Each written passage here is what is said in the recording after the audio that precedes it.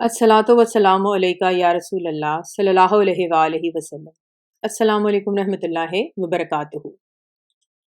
आज का नाम जवाहिरुल इश्क से जो मैं टॉपिक बयान करूंगी उसका नाम है उलुल अमर। बचपन से ही सुनते चले आ रहे हैं कि अल्लाह का हुक्म मानो वरना अल्लाह सजा देगा।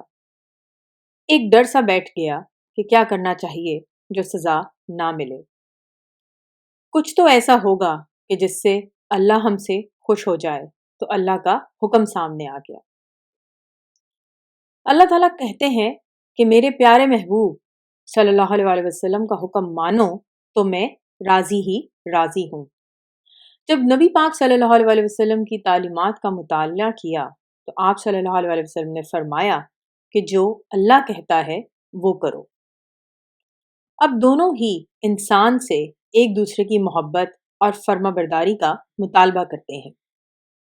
अगर गौर से देखा जाए तो मालूम होगा कि अल्लाह अपने महबूब की तरफ भेजता है तो महबूब सल्लल्लाहु अलैहि वसल्लम फरमाते हैं कि अल्लाह की मानो। बात एक ही है और मानना अल्लाह के महबूब को ही बामुताबिक हुक्म खुदा है। कुरान पाक में जगह जगह अल्लाह और रसूल सल्लल्लाहु अलैहि वसल्लम की अताअत का हुक्म मिला है, लेकिन एक जगह पर सूरह निसा की आयत नंबर 59 में अल्लाह ताला कहते हैं, जिसका तर्जुमा है, ए ईमान वालों, अल्लाह की फर्माबरदारी करो और रसूल सल्लल्लाहु अलैहि वसल्लम की फर्माबरदारी करो और उन लोगों की जो तुम में से उलुल अमर हों। यानी जब तक ये तीन अताअतें मुकम्मल नहीं होंगी तब तक इंसान का ईमान ही मुकम्मल नहीं होता। अब उलुल अमर क्या है?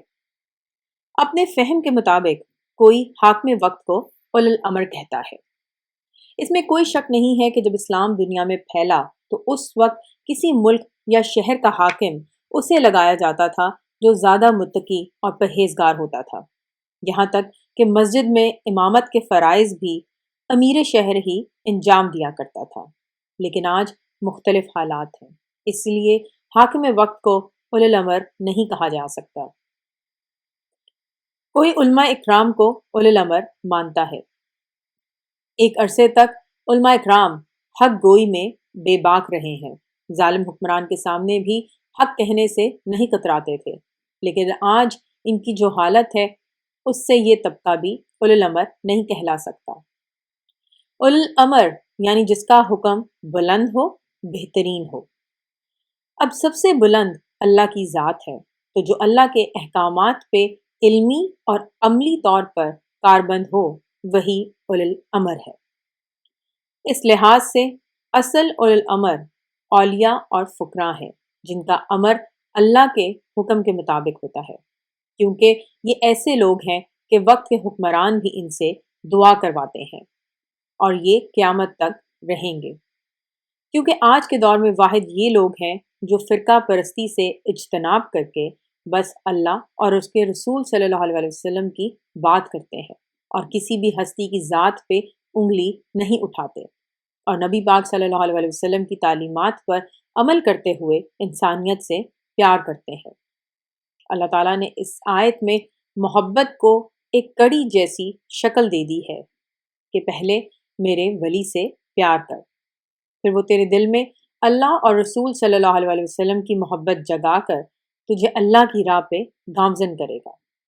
अगर इस आयत पे बखूबी अमल कर लिया जाए तो आज के ज़माने में इंसान का भटकना नापैद होता चला जाएगा।